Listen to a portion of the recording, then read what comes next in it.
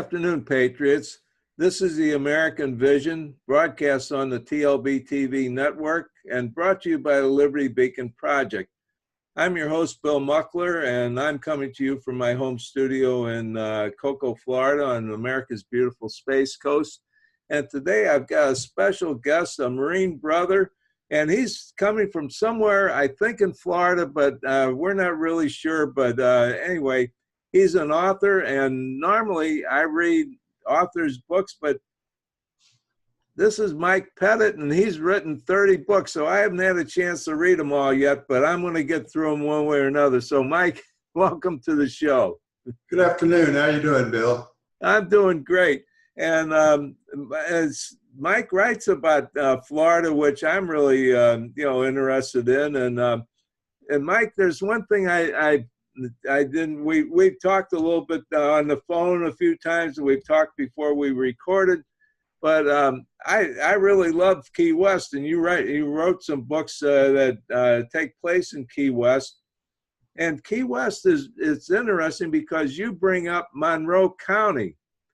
And actually, I was a resident of Monroe County in Marco Island, Florida, which is about 100 miles north of Key West, but it's all water. And that's the strangest. I think Monroe County is the most southern county in the 48 states, not counting Hawaii. And yet it's the Keys, and then it's up in the mainland. And I never could figure out how they work all that. But all I knew is that's where I had to pay my taxes, my real estate taxes. Exactly. Monroe County is probably the most expensive county tax-wise there is in the state of Florida. And I don't know where that money goes. I think the money goes to the sheriff's department because there's one road in and one road out, and you never want to go down there and commit a crime because they're going to slam you. You cannot get away. I lived in the Keys for quite a while, for a number of years, probably 12, 13 years in Marathon. And I know the Keys pretty well. And what I do, I write about the Keys, fiction, action, adventure, sea stories.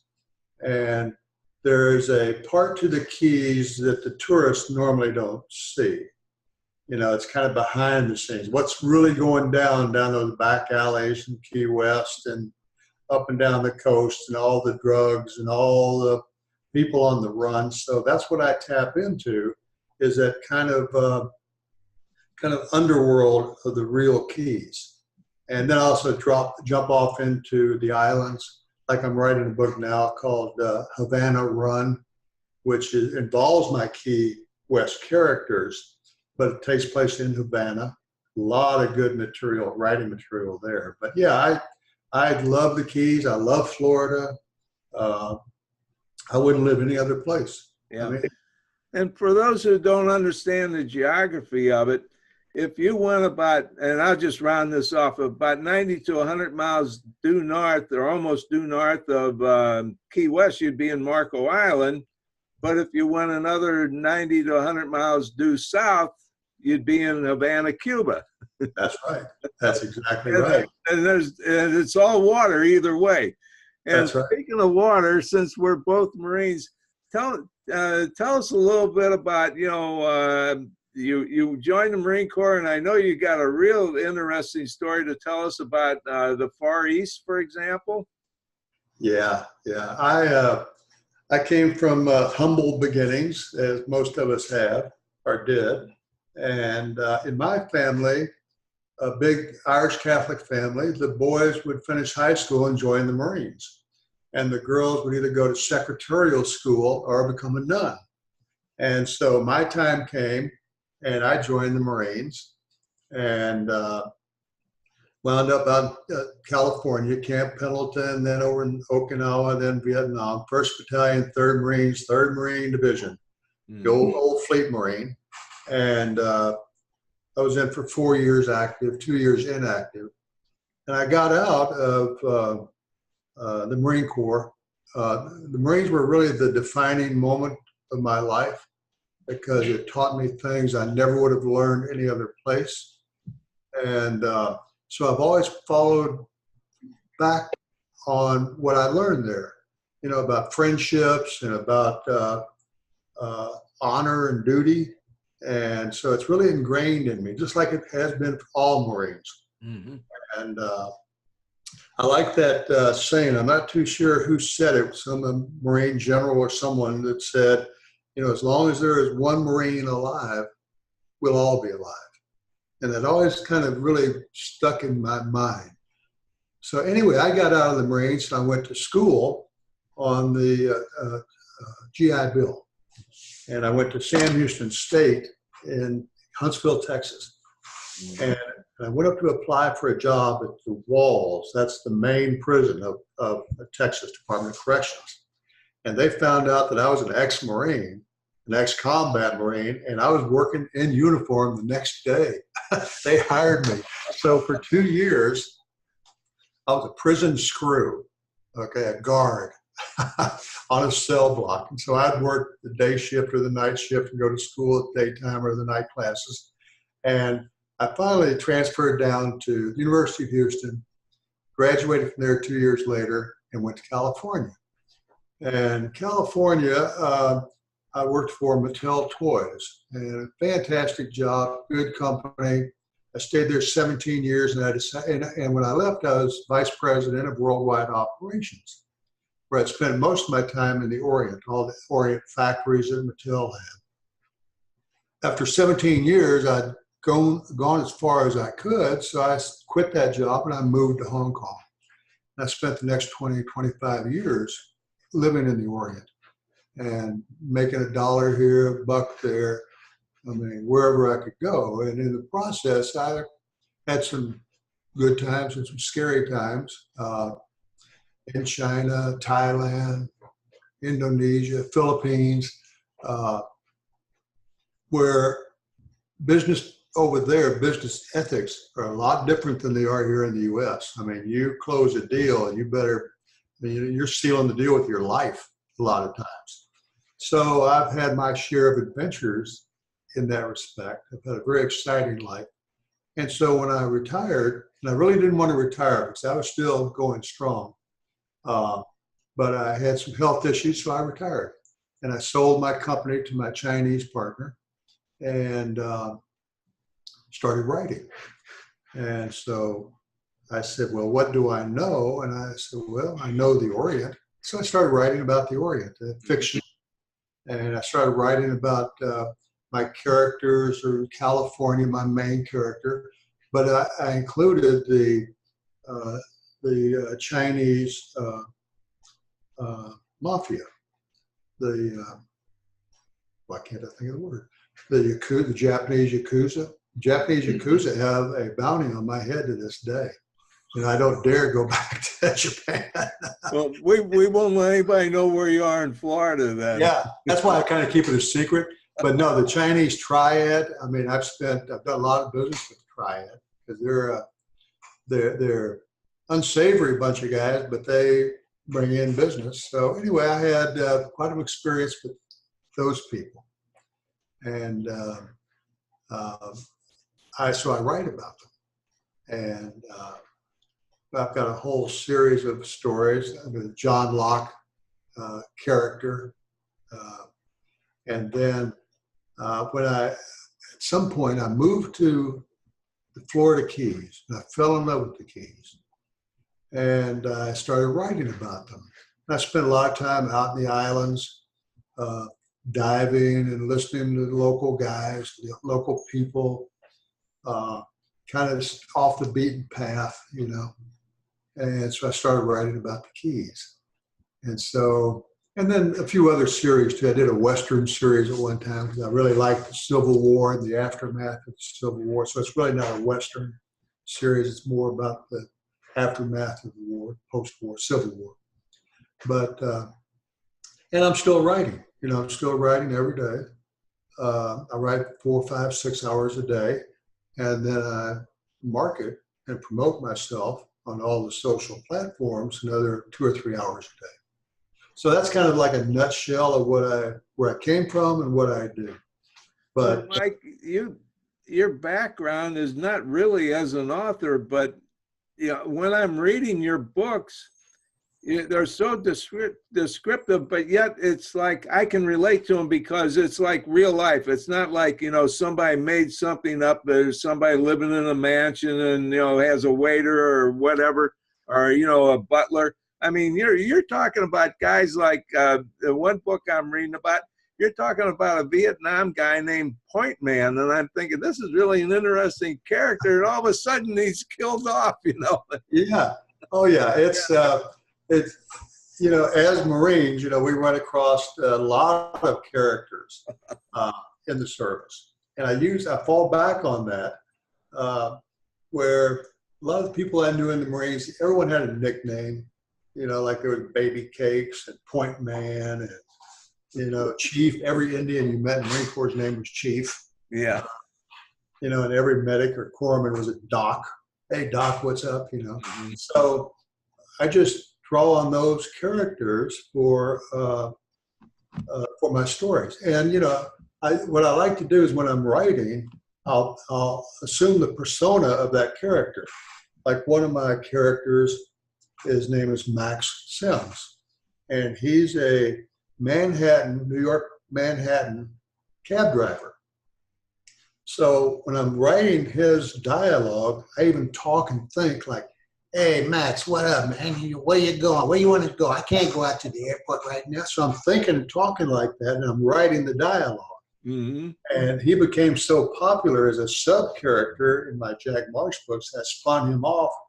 And now I have him as a character, a standalone character, Max Sims, private eye, down in the Keys. And he got his private investigator license through an online program. So he really doesn't know what he's doing, but he thinks he does. So it's good. Fun series. But he talks, you know, like just you would imagine some cabbie pick you up at Kennedy Airport, drive you into Manhattan, and he's talking the whole time. Look at this traffic. I can't believe I'm here. You know, that kind of stuff. So I try and live the people that I write about because I've met them. I know them.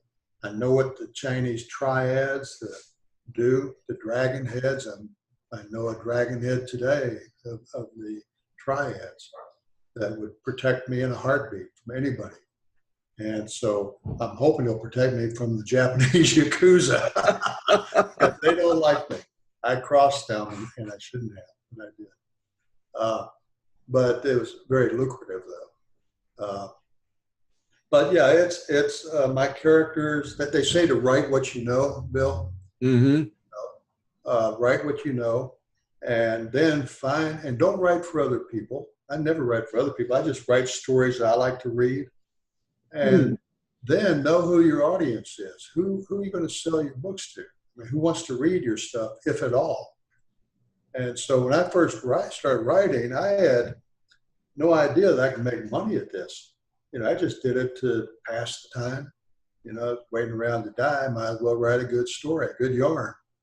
And then that's when Amazon's Kindle was first coming out. So I hit that first wave. And my first 3 or 4 books sold like crazy. It really sold well. And I said, wow, there is a lot of money to be made in this business. So I just kept writing. And the more I wrote, the more I promoted myself, promoted my books, branded myself so people know who I am. Because if you don't brand yourself, you're not going to sell any books. If they don't know your name, you might sell a few books to your family, but that's it. So I spend a lot of time branding myself, like being on shows like yours, a lot of radio shows, so forth. And I do a lot of print material and stuff. So people know me. And then secondarily, I sell my books. You know, it's like, for example, Michael Connelly. I mean, everyone knows who Michael Connelly is, but can you list the last 3 books that he wrote? You know, some probably can, but most people can't. And so it's like me, I do all my own advertising, all my own promoting, do my own book covers, everything. I'm a one-stop shop. And so every day when I promote on all the social platforms, I make sure my face is on one side of the ad and my book on the other. So they see me and they see my book. And then I spent a long time trying to figure out who my base is, my reading base. And I would friend those people on Facebook and Twitter and Instagram and Twitter and so forth. And my reading base are guys like me and you, Marines, retired Marines, ex-Marines, ex-military, cops, night shift workers, truck drivers, blue-collar guys that like a good read, for a few bucks. And that's my reading base. And so that's who I go after. That's who I. So when did you actually start writing? Because you said you got in on the first Kindle, and I was always reading books, but I always got the hardcovers. I always wanted to have a hardcover, and I was always traveling. Whenever I went someplace, I took a book with me, and I read. If I had a few minutes of downtime, I just read, and yeah, sure. But now I'm reading everything on my tablet because it's so convenient. And so, for example, like when I first, we started, becoming Facebook friends, and we started, getting to know each other. I went on Amazon and I just got a bunch of your books, and I got them all on there now. Yeah. Well, thank you very much. Thank you. I appreciate that. My ex-wives, thank you. But no, I started writing about 10 or 12 years ago. And that's when the first Kindle reader came out by Amazon, and they were hungry for books. And so I was there. At that same time, I tried all the Main Street, New York, Big Five, that had the Big Six publishing companies. And you had to have an agent, and then the agent would get you into a publisher. Well, it just didn't happen because they would not pick up an unknown person. You'd have to be a celebrity, or you had to be a known author. And so it was a waste of time. I sent out query letters to over 100 agents. Agents are like a speed bump, they say the way to success is through New York. Not true. Not true at all. Hey, I did the same thing when I wrote my book, and I used to describe myself as being the master of rejection, because the more I got rejected, the more I thought, I'll find somebody, and somebody was me. Yeah, mine are novena candles. I've got a whole place in my garage where I'll go light a novena candle. Mea culpa, what have I done? Why don't they like me? So I gave up on that. And so then I heard about Kindle. I said, okay, let me try this. So I tried Kindle, and I haven't left Kindle since then. Everything I do is on Kindle. I don't do Smashwords or any of the other Kobo or any of the others, because they're good platforms, but it takes up too much time. With my books on Kindle, then of course paperbacks on CreateSpace, which is now part of Kindle, but it's also an Amazon company. Mm-hmm. It doesn't cost anything to download and get your book in print. And I just went that way, and I stuck with them, and they're stuck by me. And 30 plus books later, I'm still with them. I plan to never leave Amazon. They pay on time. They'll promote your books. If you're selling, they'll promote you. But if you're a one book wonder, you're not going to do so much. You need to get more books. That's my experience on fiction. Mm-hmm. My slice of the pie is very thin in the overall genre of fiction. Mine are action, adventure, suspense thrillers. Then below that, subgenres are hard-boiled, police procedurals, and so forth. And the smaller you go down to these subgenres, the skinnier the pie. And so my competition is very, very stiff. There's a lot of people in my category that write about the Keys, that write about the Caribbean, that write about adventure. Clive Cussler comes to mind, who's one of the big name guys. Yeah, I've read all of his books. And now, he doesn't write anymore. His son's writing. It's kind of like Patterson, who hasn't written a book in years. He has sub-authors. But that's okay. I mean, they're selling. But that's kind of like the big picture competition I have. What I'm after is a share of market. If I can grab, 10, 15 sales a day on one book, that's good. That's a good day. But then when you have 30 books and you sell 10 or 15 books a day, that's better. Okay. Yeah. So all of a sudden you have a third career. Marine Corps is my first one. Actually, my first one was surviving as a kid, which a good book. Wait, I need to hold this up. Raised by Wolves. I saw that. I'll send you a copy. This is the story of Mike Pettit, raised in Houston in the 50s. Going from a shoe-shine boy to swamping wet, sweaty sheets in a whorehouse. So anyway, good story. I'll send you a copy of it. But I forgot what I was talking about, Bill. Well, we were talking about the genre, and how thin it gets to be. Exactly. There's right now there's over 3 million books on Amazon, and so you have to be real smart on how you sell your books and promote yourself. The number one selling category in Amazon is nonfiction. Okay, I mean, there's a lot of nonfiction, everything from textbooks to law books, just how-to books and stuff.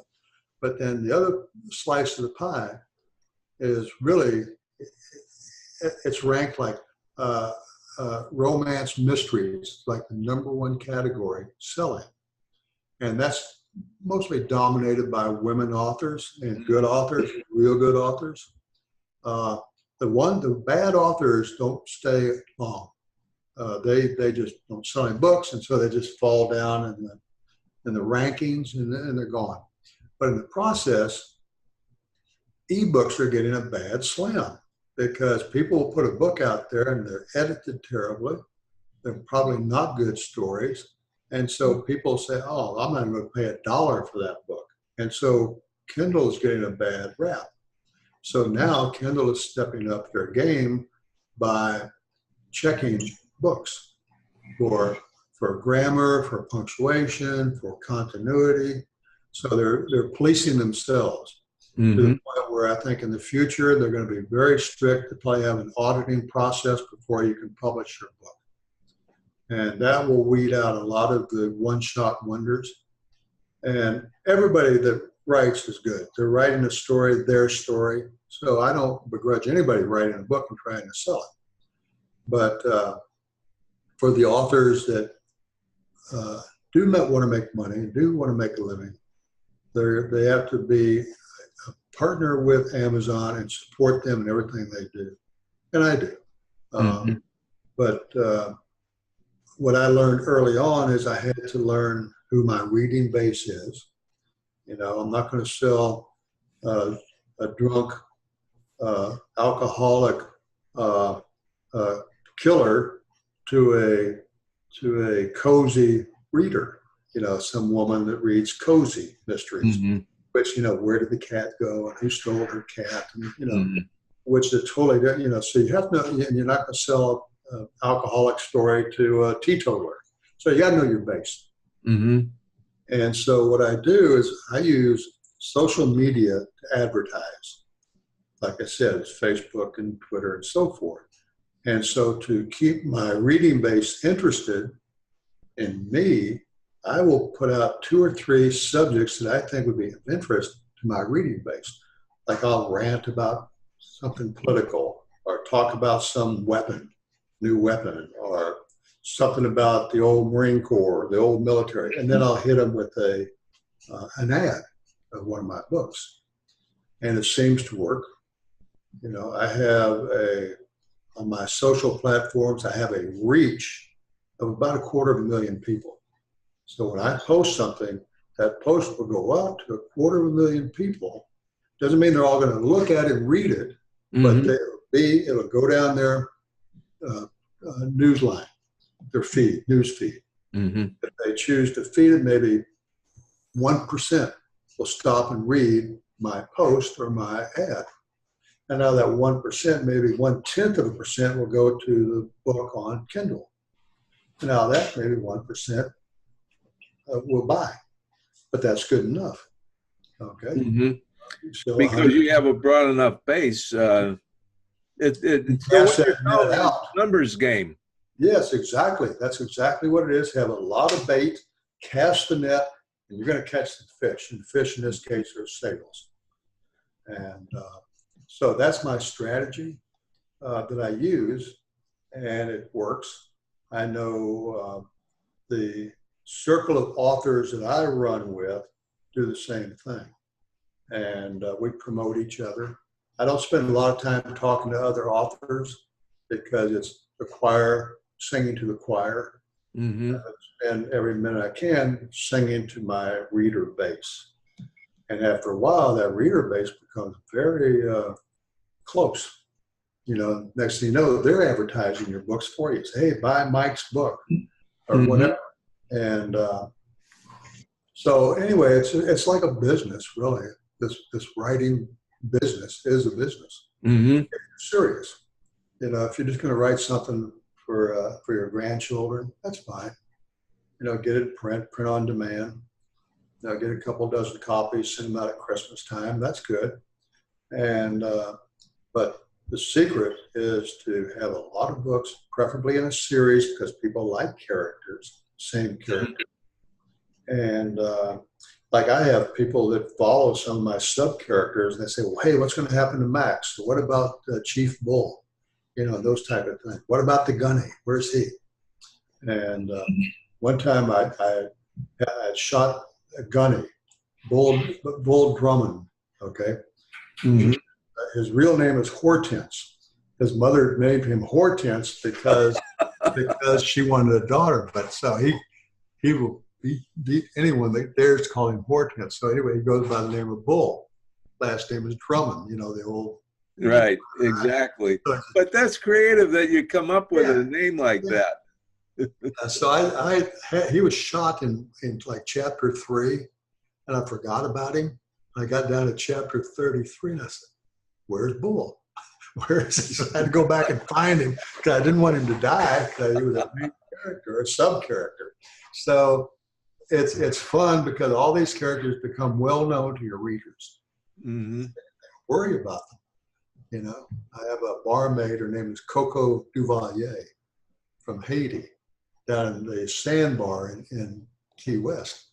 Yeah, she's in the Jack Marsh. Absolutely, she's in all the books. Mm-hmm. And the Sandbar is on the corner of Elizabeth and Duval.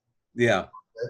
But the real problem, or not problem, the real situation on that same corner is Presbyterian Church in real life. So I have people email me all the time and say, hey, I'm down here. I can't find the Sandbar. I said, it's there. And I even made up some 2-for-1 drink cards I pass out at these different conferences. I said, hey, next time you're in Key West, go on the Sandbar, drink on me. So, just more promotion type things. Mm-hmm. And so it's fun to do. It keeps my mind active. It keeps me going. And I make money too, so that's cool. And Mike, it sounds just from talking with you, it sounds like you're just having so much fun with this that you've really carved out a life for yourself that's just what you want to do, and it's fun doing it. I have, and it is fun. I honestly think that I have created something for myself that I'd be proud of. You know, that will go beyond me. My sales will go on for a while after me, but I don't plan on going for a while. In fact, I just started a new series with a woman detective out in San Francisco, Rita Marlowe. And she's a tough cookie. And I have the first book out now, and I'm working on the second one. I usually have 2 or 3 books at a time that I'm writing, and I'll switch back and forth so I don't get stale. But because the mystery romance is so popular, I said, okay, I'll try a romance story. And so it's selling pretty good, but not as good as I like. A few years ago, I wanted to get more women readers, and so I knew an author, Casey Ward, who lives in Missouri. I think she's moving down to Dallas or someplace, but she and I wrote 3 books together, and her character's name is Briar Malone, and it's one of the Key West books.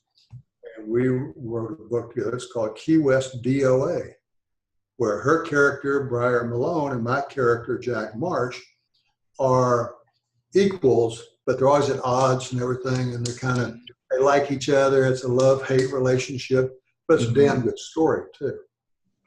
And it came out 3 or 4 years ago, and it still sells like crazy. And most of the buyers are women. So I accomplished what I set out to be. But then we wrote a book together, Blowback on the Border, to pick up all the stuff that's going down the border right now. Mm-hmm. With the militia, civilian militia. Darn good story. Where her character, Briar Malone, is the main character. And she gets down there. She has a boyfriend down there. Anyway, she gets tied up with all the stuff going on down in Brownsville, Madam Morris, down that area. Mm-hmm. Real good shoot 'em up. So my experience with having a co-author has been a good one. It takes longer to write a book when you have a co-author. But I think it's perfect. But yeah, to answer your question, I do enjoy what I do. I'm always looking for new things to write, but mainly keeping in mind, topical, like my book I'm writing now on Havana Run. It's about the little rocket man is in Havana for a celebration with the new. Going on. Yeah, it's real time, and he's got a ship that just stopped, a merchant ship that's landed down in the northeast tip of Havana. It's loaded with rockets, and he's going to aim them at the U.S. The underbelly. And anyway, it's a good story, but I try to make everything timely, so people can kind of recognize things like everybody knows who Little Rocket Man is, and how he's talking about that yellow-haired devil in the White House without using Trump's name or whatever.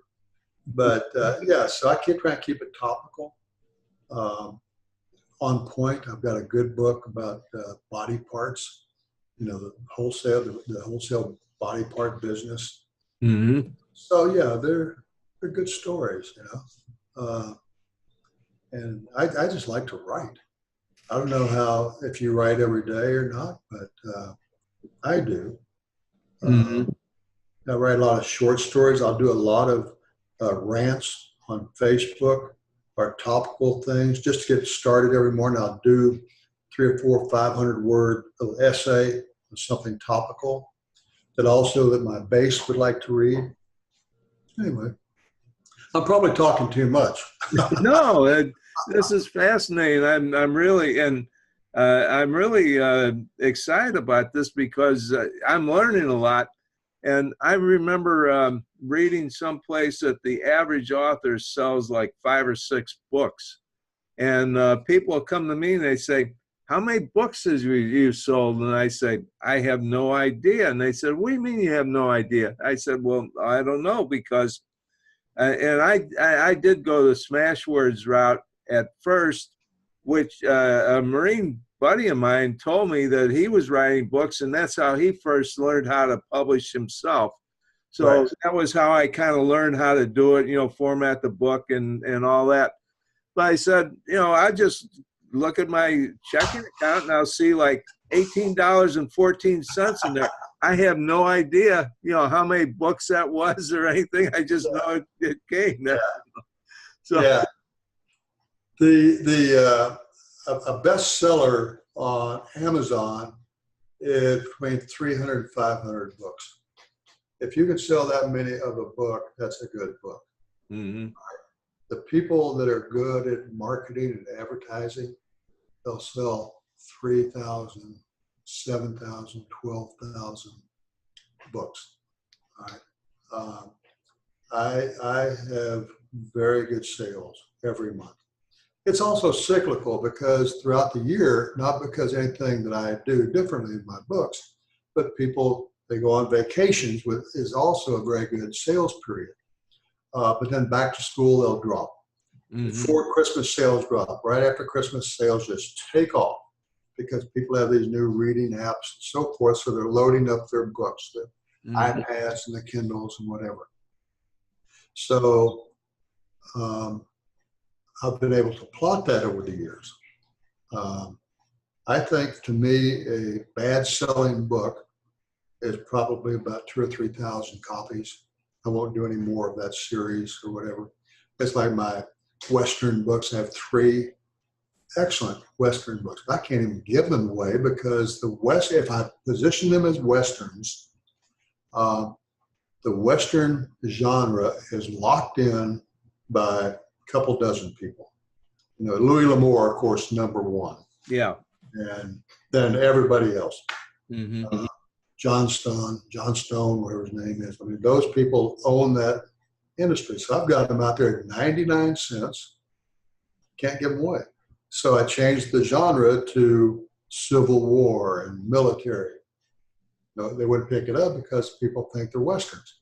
So although they're good books and I enjoy doing all the research about Civil War and things, which I've always been interested in, I'm not going to write anymore. I've got one half written, but I'm not going to finish it. You know, not now, maybe someday I will. But I don't want to waste time writing something that people aren't going to read. You know, I don't write war books per se, but I write some good action adventure, male action. Specifically, might be detectives, hard-boiled for sure. And you know, if you look at if you go down to a bookstore like Barnes and Noble and you look at all the books that they have to offer,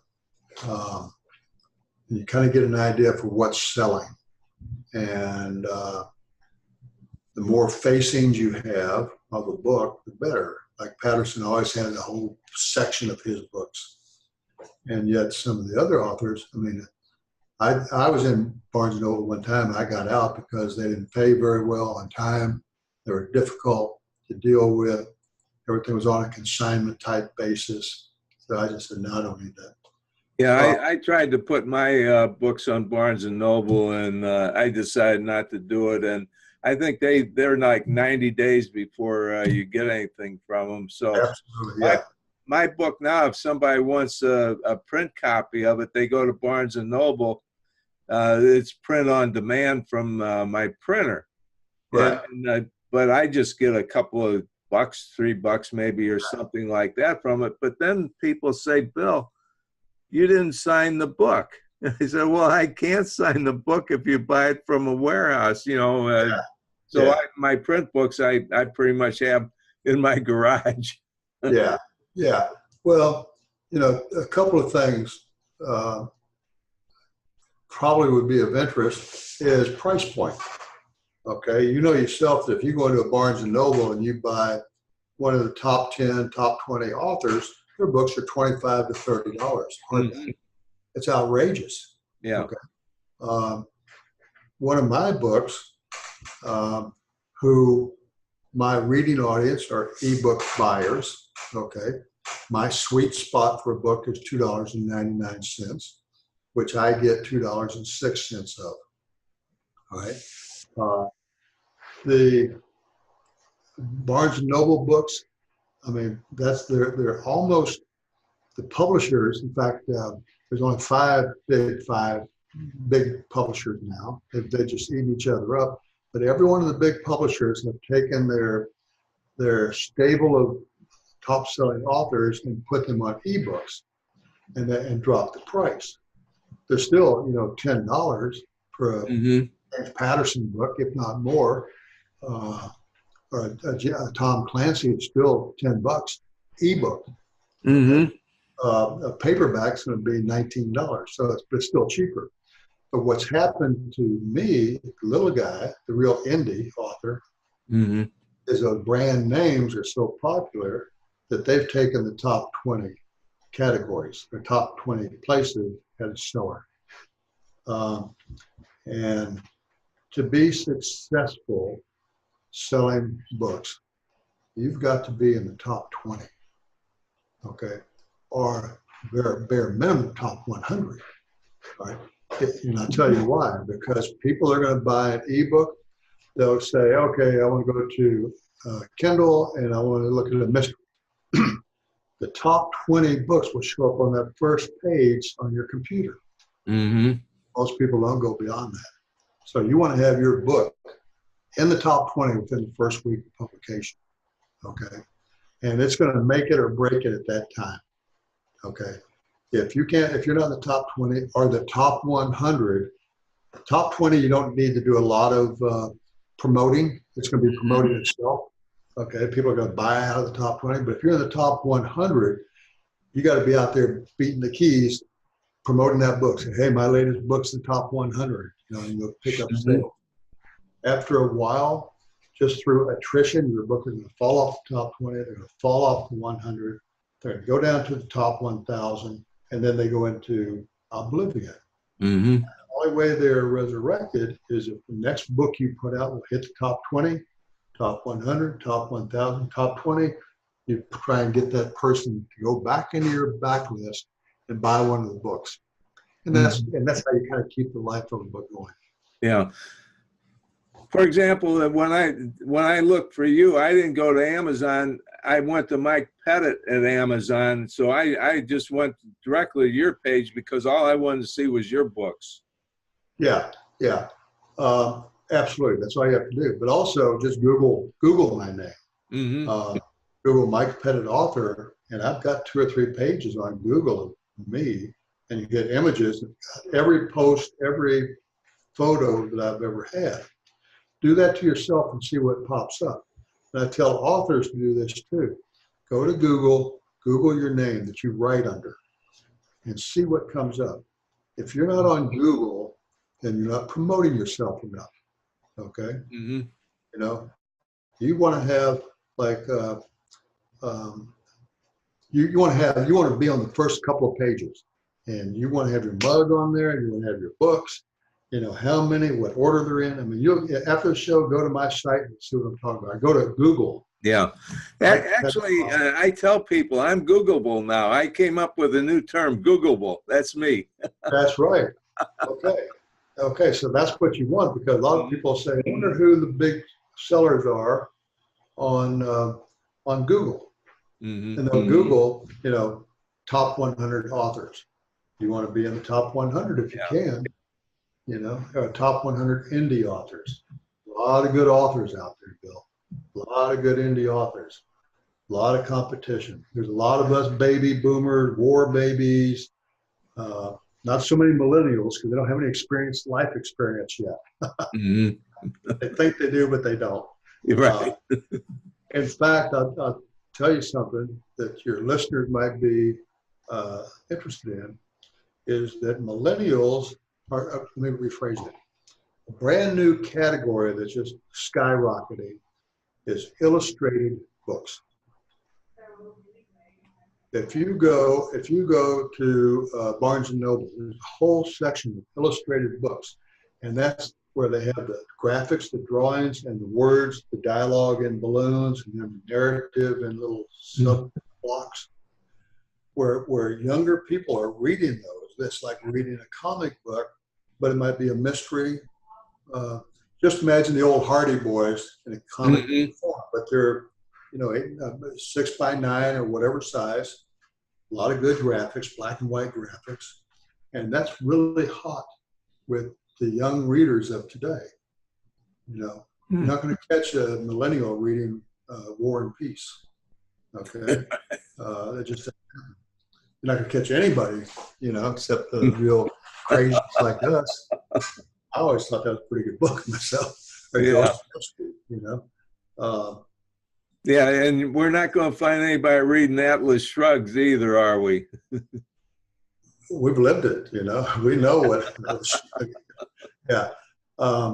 I think, back in the day, and I don't think so now. I really haven't checked what the required reading is in high school.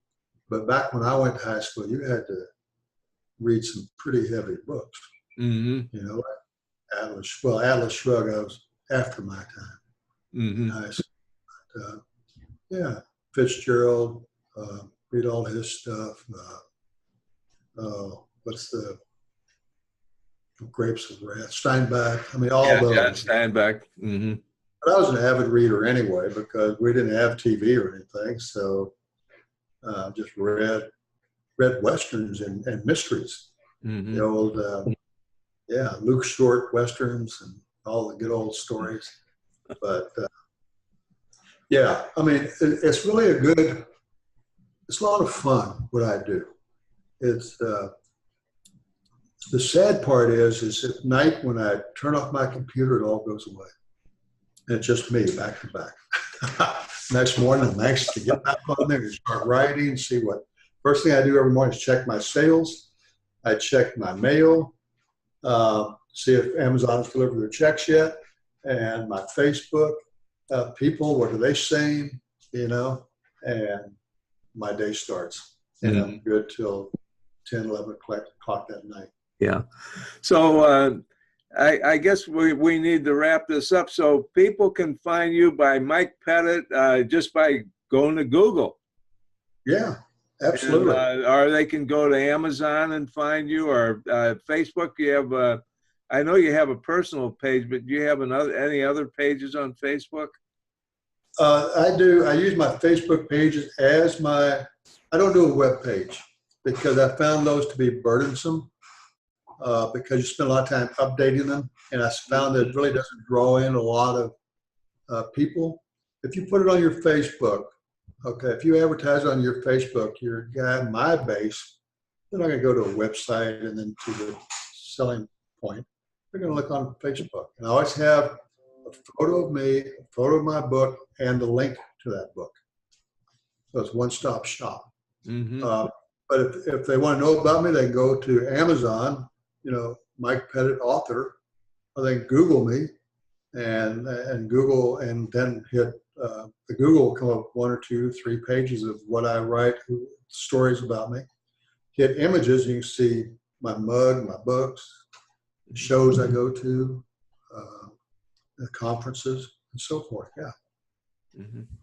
Well, Mike, it's really been not only very interesting, but educational too, because I know I've learned an awful lot about writing and marketing and everything. And I just really enjoy your books. And hey, us Marines, people say, "Oh, do you guys know how to read?" And I said, "Yeah, we not only know how to read, but some of us can even write." Because we had to, didn't we? Because in boot camp we had to write home to our mothers, right? Remember that? That's right. On command, right to your mother. You will say. Yes, exactly. Yeah. Okay, well, that sounds like a good place to leave this. So thank you so much for being a guest on the American Vision. I appreciate it. I thank you very much too, Bill. Okay. Semper Fi. Semper Fi. Hey, boys and girls, I'm back after a brief commercial break. And I just wanted to tell you that this has really been a great show. Mike Pettit, Pettit. Google Mike. You can find him on Amazon. He's written a lot of books, really great books. Great guy, great Marine. God bless him. And hey, I'm a Marine too, and I'm a great guy. I don't know if I'm as great an author as Mike is, but I'd like you to get my book too, and you can get that directly from me, and I'll sign it for you. So, hey, anyway, boys and girls, remember, where there is no vision, the people perish, and when the American people have no vision, the American people will perish. So, thank you so much for watching. Remember, read books, read lots of books, and also God bless you all. God bless our America. God bless our Marines and all of our active duty personnel and our vets. And God save our America, because we need you now more than ever before.